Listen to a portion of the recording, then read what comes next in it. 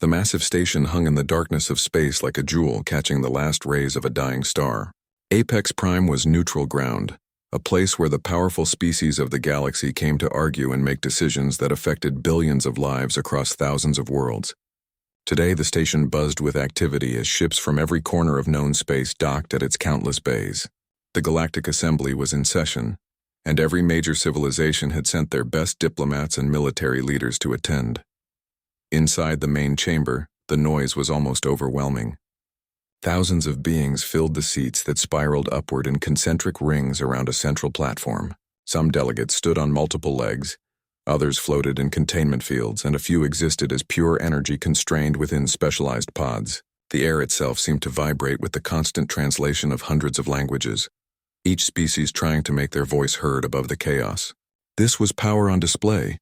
The ancient empires of the galaxy gathered in one place to discuss matters of war and territory and trade. Near the very back of the chamber, in seats so far from the center that they were almost in shadow, 3 humans sat quietly. Captain Jake Morrison occupied the middle seat, his uniform crisp and clean despite the long journey from Earth. To his left sat Lieutenant Sophie Blake, her blonde hair pulled back in a tight bun, her eyes constantly scanning the massive room as if cataloging every detail. On Jake's right, Engineer Danny Cooper adjusted his glasses for the 3rd time in as many minutes, his fingers drumming softly on the datapad resting in his lap.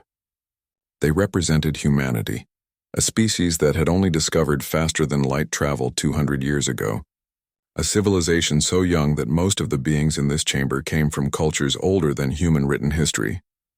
The current speaker was Ambassador Kreshtar of the Vraxian Empire, a massive reptilian creature that stood nearly 3 meters tall when it rose to its full height.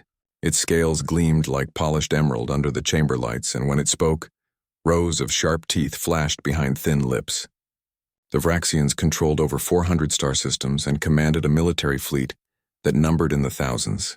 They were one of the true powers of the galaxy, and Kreshtar knew it. His voice boomed through the translation systems as he outlined the Vraxian position on the disputed territories in the Outer Rim, territories that several smaller civilizations also claimed, but lacked the strength to hold. As Kreshtar spoke, his eyes swept across the chamber, noting which delegates nodded in agreement and which shifted uncomfortably in their seats. Then his gaze fell upon the 3 humans in the back, and something like amusement crossed his reptilian features. He paused in his speech, letting silence fall across the chamber for just a moment before he continued. But now his words took on a different tone, one dripping with contempt barely hidden behind diplomatic language. The ambassador gestured toward the back of the chamber with one clawed hand.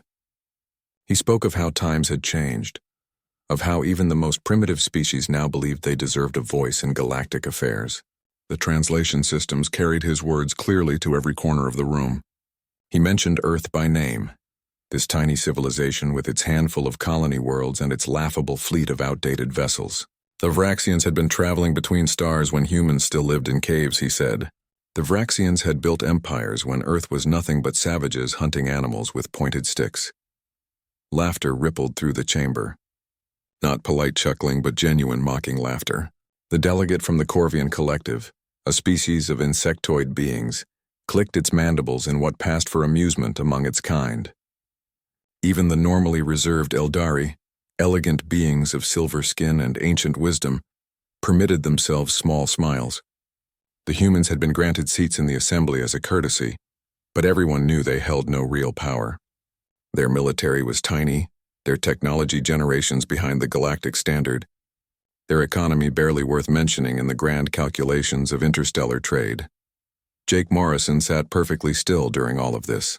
His face remained calm, almost serene, as if he were listening to a weather report rather than being openly mocked by one of the galaxy's most powerful ambassadors.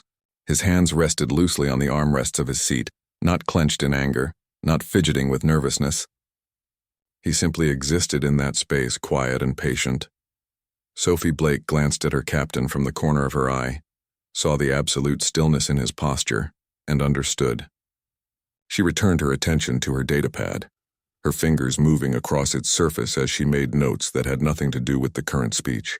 To anyone watching, she appeared completely disengaged from the proceedings, as if the insults being hurled at her species were beneath her notice or perhaps simply beyond her understanding.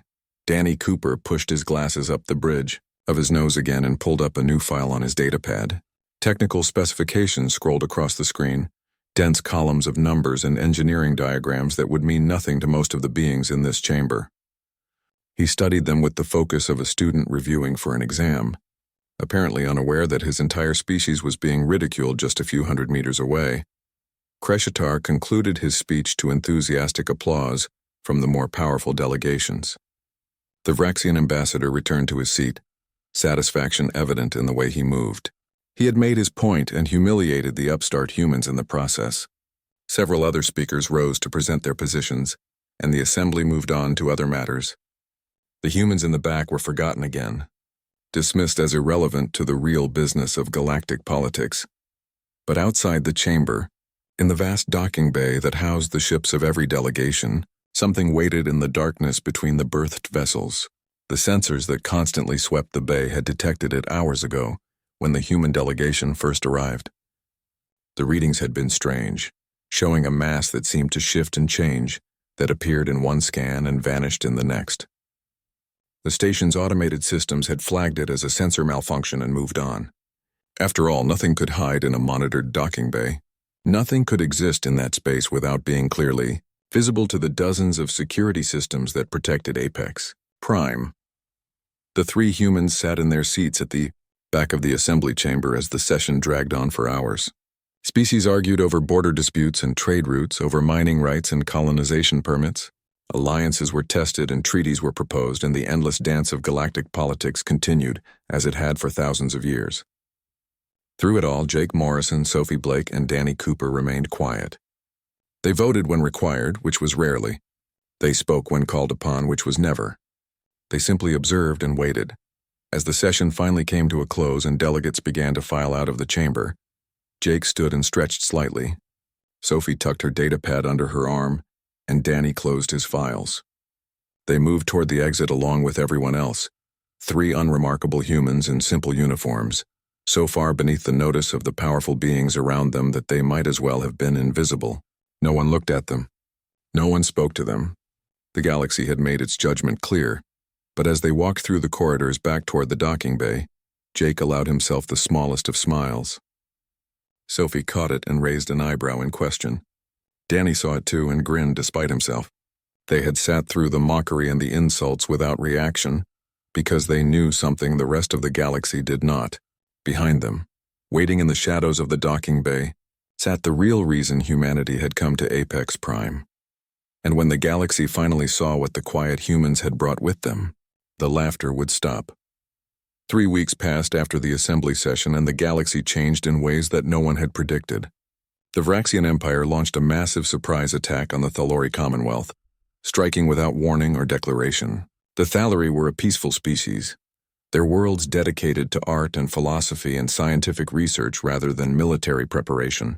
They had defenses, of course, but nothing that could stand against the full might of a Vraxian war fleet. Within the first 48 hours, 3 Thalori colony worlds went silent, their cities burning under orbital bombardment. By the end of the first week, 6 worlds had fallen and the death toll had climbed into the millions. The attack sent shockwaves through the galactic community. The Vraxians had always been aggressive, but this level of violence surprised even their usual rivals.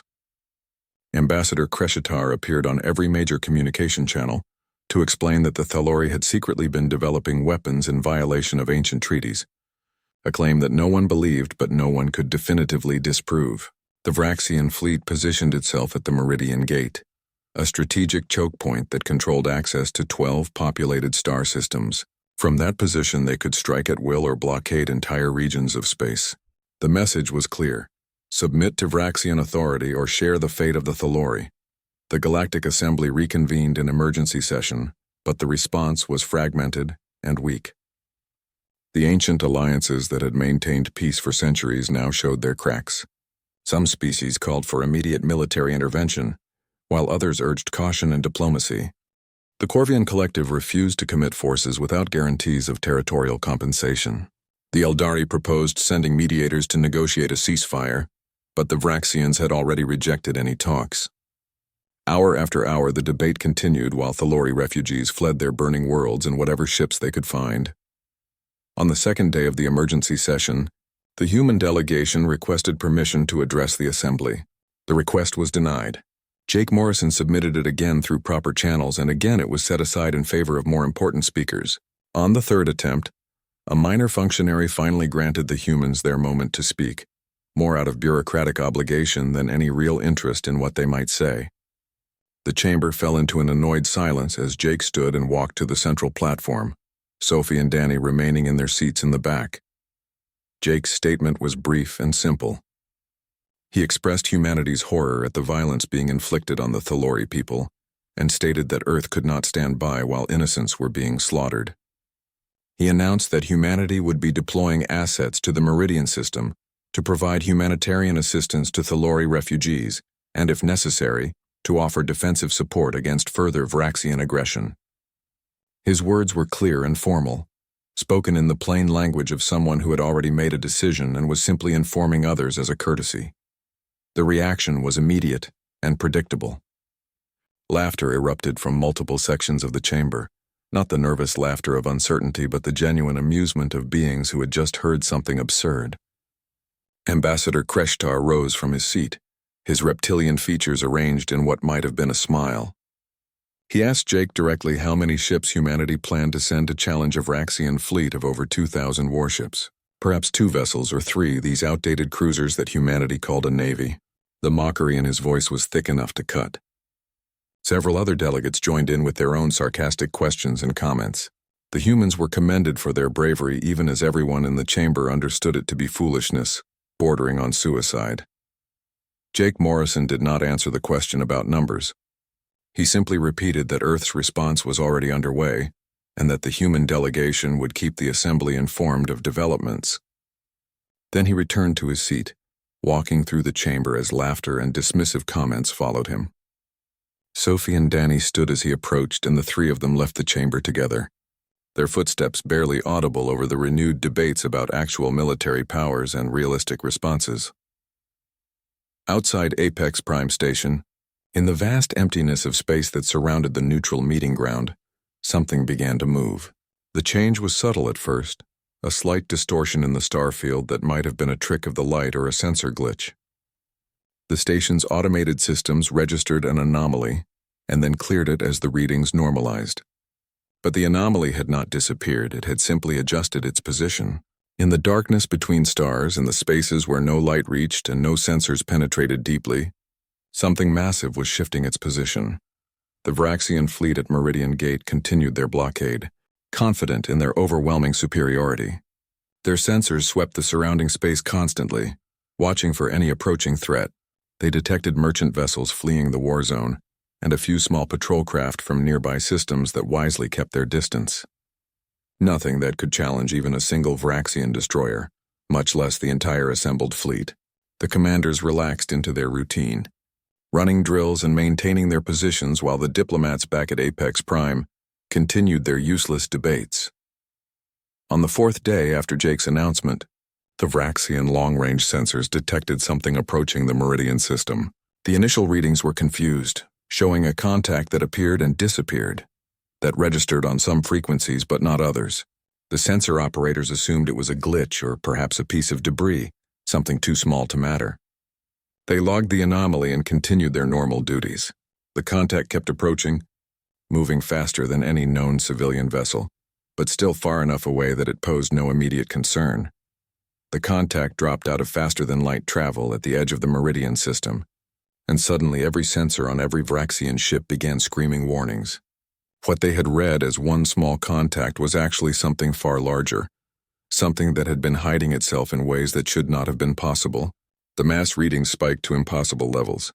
Energy signatures appeared across spectrums that Vraxian sensors were not even designed to detect. And then, as if peeling away a layer of invisibility, the human vessel revealed itself.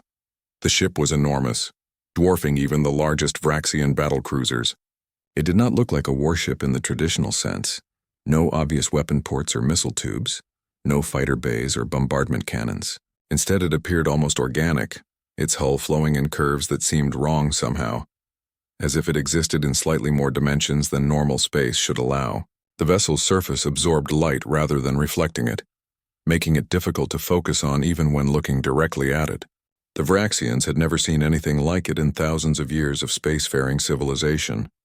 Commander Lisa Grant sat in the command chair of the Arlington, her hands resting calmly on the armrests as displays flickered around her. Her crew of 300 moved with practiced efficiency through their stations, managing systems that would have seemed like magic to any outside observer. She had been in position for 6 hours watching the Vraxian fleet through sensors that could count the rivets on their hull plating from across the system. Now that the Arlington had decloaked, she gave her first order.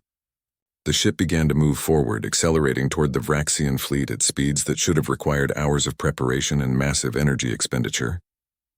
Instead, it simply began moving, as if the normal rules of physics were more like suggestions. The Vraxian fleet commander ordered all ships to battle stations. 2,000 warships powered up their weapons and shields, targeting systems locking onto the approaching human vessel.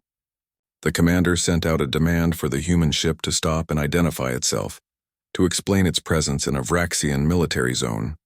Lisa Grant responded with a simple message. The Arlington was here to ensure the safety of Thalori refugees and to prevent further attacks on civilian populations. She suggested that the Vraxian fleet withdraw to avoid unnecessary conflict. The response from the Vraxians was to open fire with everything they had, thousands of energy weapons discharged simultaneously, enough firepower to crack a planet's crust or boil an ocean. Missiles streaked through space, their warheads carrying enough destructive force to level cities. The combined assault lit up the darkness like a miniature sun, all of it focused on the single human ship that dared to challenge the might of the Vraxian Empire. For a moment, the Arlington disappeared behind the light and fury of the bombardment, and the Vraxian crews allowed themselves to believe they had just witnessed the quickest battle in military history.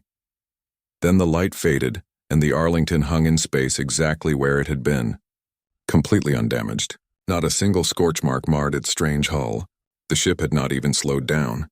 It continued its approach as if nothing had happened, as if the full might of a Vraxian war fleet was no more concerning than a gentle breeze. Lisa Grant's voice came over the communication channels again, calm and professional. She repeated her suggestion that the Vraxians withdraw, noting that their weapons were ineffective, and that further resistance would only result in unnecessary casualties. The Vraxian fleet commander stared at his displays in disbelief as every reading confirmed what his eyes were telling him. The human ship had taken the full force of his fleet's opening salvo and emerged without a scratch. He ordered his weapons officers to fire again, this time concentrating all fire on a single point on the human vessel's hull. Perhaps distributed fire had been the mistake. Perhaps focused bombardment would penetrate whatever defensive technology the humans possessed. The order went out, and once more the darkness of space erupted, in light and fury as 2,000 ships poured, their weapons into a target that refused to die. The Arlington moved through the barrage like a swimmer moving through water. The weapons fire seemed to bend around it, curving away at the last moment or simply disappearing as if swallowed by the strange hull. Lisa Grant watched her tactical displays with the calm of someone who had run these scenarios 100 times in simulation and knew exactly how they would end. She gave her next order, and the Arlington's primary systems came online. The ship did not fire missiles or energy beams. Instead, it did something that the Vraxian sensors could barely comprehend. It reached out and grabbed space itself. The effect was immediate and devastating. 3 Vraxian battlecruisers that had been closest to the Arlington suddenly crumpled like paper crushed in a giant fist. Their hulls buckled and collapsed as gravity wells formed around them, pulling in directions that should not have existed. The crews had no time to evacuate, no chance to understand what was happening. One moment they were firing at the human ship, and the next they were dying as their vessels were compressed into twisted balls of metal and flesh. The other ships in the fleet watched in horror as their sister vessels were destroyed without the Arlington firing a single conventional weapon. Lisa Grant gave another order, and the Arlington moved deeper into the Vraxian formation. As it passed near a cluster of destroyers, those ships found their weapon systems simply stopped working. Their energy cores continued to function, but the power could not reach the weapons. Their targeting computers showed errors that made no sense. Their missiles refused to launch, or if they did launch, they immediately lost guidance and spun off into empty space. The Arlington was creating zones around itself where the normal rules of physics took a holiday, where the fundamental forces that allowed weapons to function were temporarily suspended or redirected. The Vraxian fleet began to break formation. Ships that moments ago had been confident in their superiority now scrambled to put distance between themselves and the human vessel. Some captains ordered retreat, while others tried to regroup and find some tactic that might work against this impossible enemy. The fleet commander sent out desperate messages to Vraxian High Command, trying to explain what he was witnessing even as he struggled to believe it himself. His sensors were telling him that the human ship was manipulating gravity itself, creating and collapsing gravitational fields at will, bending space-time like it was clay in the hands of a sculptor. The Arlington did not pursue the fleeing ships. Instead, it positioned itself between the Vraxian fleet and the Thalori worlds they had been besieging. Lisa Grant opened a channel to all Vraxian vessels, and her message was simple and clear. Any ship that attempted to attack Thalori civilians or approached Thalori space would be destroyed. Any ship that wished to withdraw from the system would be allowed to do so unmolested. She gave them 1 hour to make their decision. Then she closed the channel and waited. The Vraxian fleet commander faced an impossible choice. His orders from High Command were to maintain the blockade and continue the subjugation of Thalori space. But his fleet had just been shown to be completely outmatched by a single human vessel. He had lost over 40 ships in less than 30 minutes, destroyed by weapons his people did not understand and could not counter. He sent another urgent message to command, demanding guidance and reinforcements. The response that came back was brief: hold position at any cost. The Vraxian Empire could not afford to show weakness, especially not to a species as young and supposedly primitive as humanity. The commander relayed the orders to his fleet. They would attack again, this time with different tactics. The ships spread out to create a wider net, thinking that perhaps they could overwhelm the human vessel if they attacked from all sides simultaneously. Fast attack craft launched from carriers, hundreds of small fighters that would swarm the Arlington while the capital ships maintained bombardment. It was a sound tactical plan that had worked in countless battles across Vraxian military history. Against the Arlington, it lasted exactly 12 minutes. The human ship did not even move from its position. As the Vraxian fighters approached, space around the Arlington began to ripple and distort. The fighters found their instruments going haywire, as gravitational forces pulled them in directions their pilots could not compensate for. Some craft were simply crushed by sudden pressure.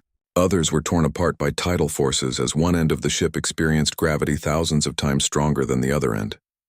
A few pilots managed to fire their weapons, but the shots curved away or stopped mid-flight, the energy absorbed by fields that the Vraxians had no name for. Within minutes, the fighter swarm was reduced to debris, and the capital ships found themselves facing the same impossible enemy with even fewer options. Lisa Grant authorized the next phase. The Arlington began moving again, this time faster than before, accelerating in ways that should have required it to build up speed gradually. Instead, it simply was in one place and then in another, covering distances instantly as if it had skipped the space between. It moved through the Vraxian formation like a knife through butter, and wherever it passed, ships died. Not from explosions or fire, but from having their structural integrity destroyed by gravitational forces that twisted metal and hull plating into shapes that could not support themselves. Some ships simply came apart at the seams, their components separating as the forces holding them together were overcome. Others imploded as gravity wells formed inside their hulls, crushing them from within. The massacre lasted 20 minutes. At the end of it, the Vraxian fleet had lost over half its ships and the remainder were in full retreat, jumping to faster-than-light speed as quickly as their drives could charge. The fleet commander was among the last to leave, his flagship scarred and damaged but intact. He sent one final message to the Arlington, not a threat or a challenge, but a simple question. What were they? How had humanity developed technology that made the combined might of an ancient empire look like children playing with toys? Lisa Grant did not answer. She simply watched as the last Vraxian ships fled the system, and then she turned her attention to the Thalori worlds below. Refugee ships were already beginning to emerge from hiding, civilian vessels that had been sheltering in asteroid fields and behind moons while the battle raged above them. The Arlington broadcast a message of safety and offered assistance to any ships in need. The Thalori responded with gratitude mixed with fear, unsure whether they had been saved by benevolent protectors or had simply traded one dangerous power for another. Lisa Grant understood their concern. She kept the Arlington at a respectful distance and dispatched small shuttles with medical supplies and repair equipment, making it clear that humanity was there to help rather than to conquer. Back at Apex Prime, the emergency session of the Galactic Assembly had continued through the night as delegates argued about response options and political maneuvering. Then the first reports from Meridian began to arrive. At first they were dismissed as errors or propaganda, wild claims that could not possibly be true. But as more ships arrived with their sensor logs and eyewitness accounts, the truth became undeniable. A single human vessel had defeated the Vraxian fleet at Meridian, not through conventional warfare, but through technology that seemed to violate the known laws of physics. The debate stopped. The chamber fell silent as delegates watched footage captured by fleeing Vraxian ships, videos that showed their vessels crumpling like discarded waste or coming apart at the seams, while the human ship moved through them untouched. Ambassador Kreshitar sat in his delegation's section, his reptilian features frozen in an expression that might have been shock or rage or fear. 3 weeks ago he had mocked the humans in front of the entire assembly, had called them primitive and laughable. Now his empire's mightiest fleet had been broken by a single human ship using weapons that should not exist. He received an urgent message from Vraxian High Command, but he did not need to read it to know what it would say. Everything had changed. The balance of power that had existed for thousands of years had just been shattered by a species that most of the galaxy had dismissed as irrelevant. Jake Morrison sat in the human delegation's quarters watching the same footage that the rest of the assembly was seeing. Sophie stood beside him, her arms crossed, her expression thoughtful. Danny was already working on his datapad, compiling technical reports that would need to be shared carefully and selectively. None of them looked surprised by what had happened at Meridian. They had known what the Arlington could do. They had known what would happen when the galaxy finally saw what humanity had built in the quiet decades, while everyone else dismissed them as too young and too weak to matter. The question now was what would happen next. How the galaxy would react when it realized that the humans in the back had been sitting on technology that changed everything. The emergency summons arrived at the human quarters 6 hours after the battle at Meridian ended. Jake Morrison was requested to appear before the Galactic Security Council immediately to provide testimony regarding the engagement and to answer questions about human military capabilities. The word requested was used, but everyone understood it was not actually a request. Sophie and Danny accompanied him as they walked through corridors that suddenly felt different than they had before. Other delegates who had previously ignored the humans now stopped to stare as they passed. Some expressions showed fear, while others displayed something closer to respect or perhaps calculation, as political minds began adjusting to new realities. The Security Council chamber was smaller than the main assembly hall, but far more intimidating. This was where the real power of the galaxy gathered.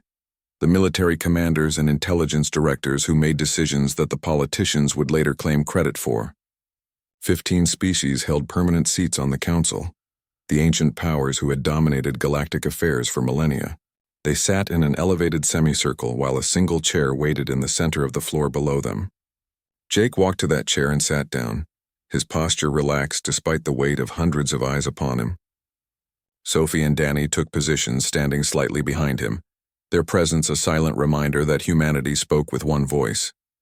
The questioning began immediately. The Corvian representative demanded to know how many ships like the Arlington humanity possessed. The Eldari counselor asked about the principles behind the gravity manipulation technology. The Vraxian military liaison, standing in for the disgraced Ambassador Kreshitar, wanted detailed specifications of the Arlington's defensive capabilities. Question after question came at Jake from all sides, each delegate trying to extract information that would help their species understand or counter or replicate what they had witnessed at Meridian. Jake let them ask their questions, waiting patiently until the initial barrage subsided and silence settled over the chamber. Then he began to speak. His voice was calm and measured, the tone of someone explaining simple facts rather than revealing secrets that would reshape the galaxy. He told them that humanity had learned a fundamental lesson when they first reached for the stars and discovered they were not alone in the universe. They were late to the game, thousands of years behind civilizations that had already explored and claimed the best systems and established trade routes and built alliances that had lasted for centuries. Humanity would always be outnumbered, would always be the newcomers trying to find a place in a galaxy that had already been divided up by ancient powers. So they had done what humans always did when faced with impossible odds. They changed the rules of the game entirely. Jake explained that when human scientists first studied the technology they encountered from other species, they noticed something interesting. The weapons and drives and shields used by the ancient empires were all refinements of the same basic principles. Each species had taken technologies that had existed for thousands of years and made them incrementally better, more efficient, more powerful. But they were all building on the same foundation, improving the same basic designs that their ancestors had used. No one was asking the fundamental questions anymore. No one was exploring entirely new branches of physics or considering approaches that violated conventional wisdom. The ancient species had become conservative in their thinking, content to refine what they knew rather than risk pursuing what they did not. Humanity had no such constraints. They had no ancient traditions telling them what was possible or impossible. They had no established industries that would be threatened by revolutionary new approaches. So human scientists asked questions that no one else was asking. They explored theories that other species had dismissed as impractical or impossible. They spent 50 years pursuing research that the rest of the galaxy would have called a waste of time and resources. And in that pursuit, they discovered ways to manipulate gravitational forces directly, to create and collapse gravity wells at will, to bend space-time itself according to their needs. The Arlington-class vessels were the result of that research, ships that did not fight by firing projectiles or energy beams but by changing the fundamental forces that held matter together. Sophie stepped forward at Jake's gesture and activated a holographic display that filled the center of the chamber. Images appeared showing not just the Arlington, but 11 other vessels of similar design, each one docked at hidden facilities spread throughout human space. The display expanded to show the network of human colonies and outposts, and suddenly what the galaxy had seen as a handful of primitive settlements revealed itself as something far more extensive. Hidden stations orbited distant moons, research facilities operated inside asteroid belts, manufacturing centers worked in the shadows of gas giants. Humanity had built an entire infrastructure that existed in the blind spots of galactic sensors, using stealth technology that made their installations invisible to conventional detection methods. Danny added his own presentation, technical displays that showed manufacturing processes operating at the molecular level, quantum communication systems that could not be intercepted or jammed, temporal displacement fields that allowed human ships to move through space in ways that appeared to violate causality. Each revelation built upon the last, painting a picture of a species that had spent decades quietly revolutionizing every aspect of space travel and warfare. The ancient species had been refining the wheel while humanity had been inventing the engine. The galaxy had been so busy dismissing humans as primitive that no one had noticed they were building something entirely new. The Security Council sat in stunned silence as the presentations concluded. The implications were staggering and touched every aspect of galactic power structures. A counselor from the Nexian Collective finally found his voice and asked the question that everyone was thinking. Why had humanity kept all of this secret? Why not announce these capabilities and claim the respect and territory that such technology would have earned them? Jake's answer was simple. Because announcing would have made them a target. If humanity had revealed their capabilities too early, before they were ready, the ancient empires would have united to crush this upstart species before they could become a threat. Better to appear weak and harmless while they built their strength in secret. Another counselor asked about human intentions now that the secret was out. Jake stood and looked around the chamber, meeting the eyes of each delegate in turn. He explained that humanity had no interest in conquest or domination.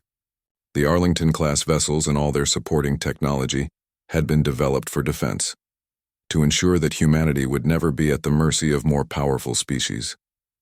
But he also made it absolutely clear that humanity would no longer accept being dismissed or threatened. The galaxy had seen what happened at Meridian when the Vraxians attacked innocent Thalori civilians. Any species that threatened human interests or attacked human allies would face the same consequences. Humanity was offering partnership and mutual respect to any civilization willing to engage honestly. But they were also drawing a line that could not be crossed without severe repercussions. The Vraxian liaison stood abruptly, his voice shaking with barely contained rage. He demanded that humanity share their technology with the Council, that such power could not be allowed to rest in the hands of a single species, especially one so young and untested.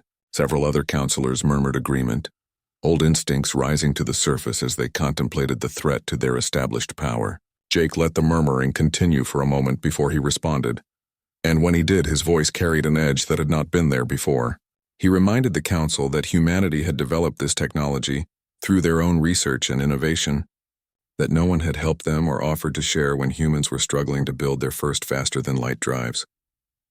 The ancient species had watched humanity stumble and learn and grow, offering nothing but mockery and dismissal.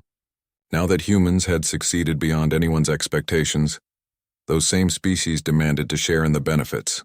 The answer was no. Sophie added that humanity would be willing to engage in limited technology exchanges with civilizations that approached them as equals and partners. But there would be no forced sharing, no demands backed by threats of united galactic action. The 12 Arlington-class vessels were just the visible edge of human capabilities. There were other technologies, other systems, other surprises waiting in reserve. Any attempt to force humanity into compliance would end badly for everyone involved. The warning was delivered calmly but with absolute certainty, and every delegate in the chamber understood that they were hearing not a bluff, but a statement of fact. The session concluded without any formal resolutions or agreements. The Security Council needed time to process what they had learned and to consult with their governments about how to proceed. Jake, Sophie, and Danny left the chamber and returned to their quarters, aware that everything had changed but unsure exactly how the changes would play out. Messages were already flooding in from various species requesting private meetings, offering trade agreements, suggesting military alliances. The Thalori government sent a formal message of gratitude and a request to discuss mutual defense arrangements. Even species that had never acknowledged humanity's existence were suddenly eager to open diplomatic channels. In his quarters, Jake stood at the window looking out at the vast curve of Apex Prime Station and the stars beyond. Sophie joined him after a moment, followed by Danny, who was still reviewing the flood of incoming communications. They had known this moment would come eventually, had prepared for it as best they could, but knowing something intellectually and experiencing it directly were very different things. The galaxy had seen the humans in the back and had finally looked behind them to see what they had been sitting on all along. Now came the hard part, navigating a political landscape that had been completely transformed by the revelations of the past day. Humanity was no longer invisible, no longer dismissible, no longer safe in their obscurity.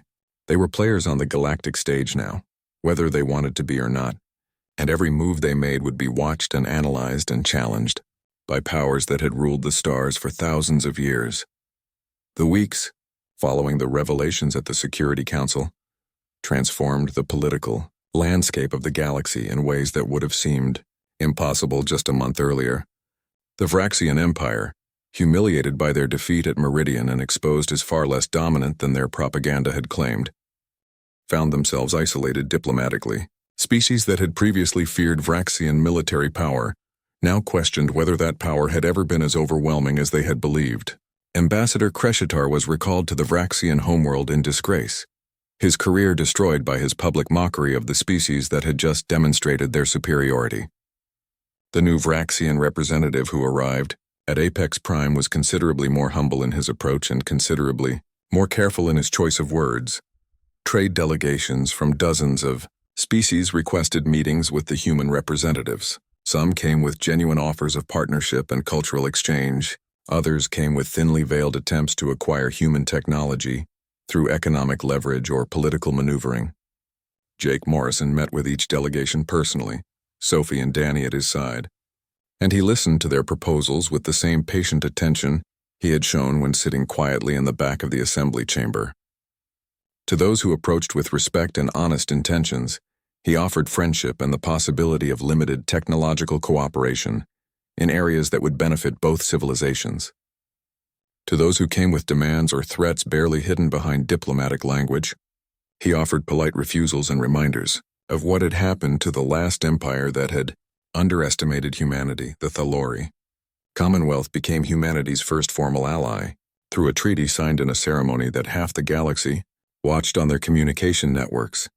The Thalori Prime Minister spoke with genuine emotion about how humanity had saved her people from extinction, when the ancient powers had done nothing but debate and delay. She offered the Thalori's expertise in medical research and agricultural technology in exchange for human protection and partnership. Jake accepted on behalf of Earth, and the treaty was sealed with both human and Thalori traditional ceremonies. The symbolism was not lost on anyone watching. The youngest spacefaring civilization in the galaxy had just formed an alliance based on mutual respect rather than domination, something that had become increasingly rare in galactic politics. Other smaller civilizations began to approach humanity with similar requests. Species that had lived under the shadow of larger empires for centuries saw an opportunity to gain protection from a power that seemed more interested in partnership than conquest. Jake was careful in his responses, knowing that humanity could not and should not try to protect everyone. But he also recognized that there was an opportunity to build something different, a network of alliances based on genuine cooperation, rather than the traditional patron-client relationships that the ancient empires preferred. He proposed the formation of a mutual defense association, a coalition of smaller civilizations that would pool their resources and coordinate their defenses with human technological support. The proposal sent shockwaves through the established power structures. The ancient empires had maintained their dominance partly through keeping smaller civilizations divided and dependent. A unified coalition of these civilizations, backed by human military technology, would fundamentally alter the balance of power. The Security Council called another emergency session to address what some counselors were calling humanity's attempt to destabilize galactic order. Jake attended the session and listened to the accusations and concerns with the same calm demeanor he had shown throughout. When it was his turn to speak, he pointed out that galactic order had allowed the Vraxians to attack the Thalori without consequence until humanity intervened. He asked what kind of order permitted the strong to prey on the weak while the powerful debated and did nothing. His words found their mark, and several counselors who had been ready to condemn the human proposal fell silent. The debate continued for days, but ultimately the Security Council could not prevent sovereign civilizations from entering into mutual defense agreements. The Mutual Protection Coalition was formally established with 12 member species, including the Thalori and several other civilizations that had previously been considered minor players in galactic affairs. Humanity pledged to provide defensive technology and training, though not the full capabilities of the Arlington-class vessels. The coalition members in turn agreed to share their own technological and cultural knowledge freely among the alliance. It was an experiment in a different kind of galactic politics, one that valued cooperation over domination. Not everyone was pleased with these developments. The Vraxian Empire issued formal protests, and there were rumors of other ancient powers meeting in secret to discuss how to counter the rising influence of humanity and their upstart coalition. Jake took these threats seriously and increased security measures around human space and coalition member systems, but he also made it clear through diplomatic channels that any aggressive action against humanity or their allies would be met with overwhelming force. The galaxy had seen what one Arlington-class vessel could do. They did not want to discover what 12 of them could accomplish working in coordination. 6 months after the incident at Meridian, Jake stood in the observation deck of the Arlington as it patrolled the border between human space and the territories of less friendly civilizations.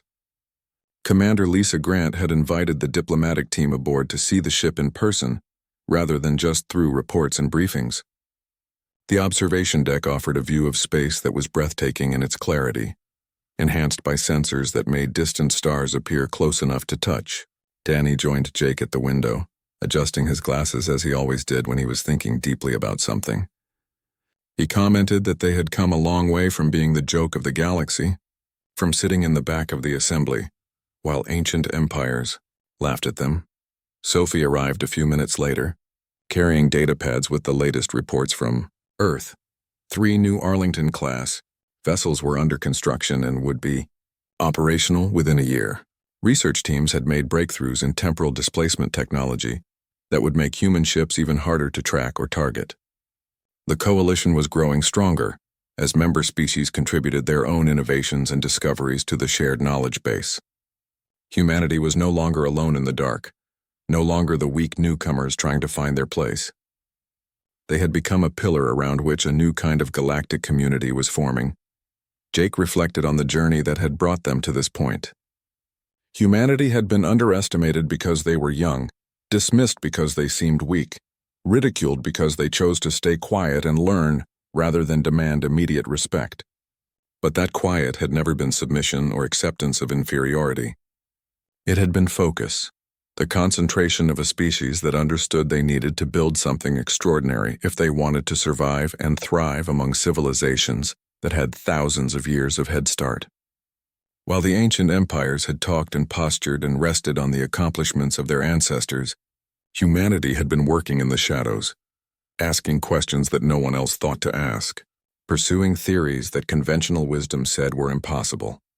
The result was sitting all around them, embodied in the Arlington and her sister ships, present in the technologies that had reshaped galactic politics, visible in the coalition of species that had chosen partnership with humanity over submission to ancient empires.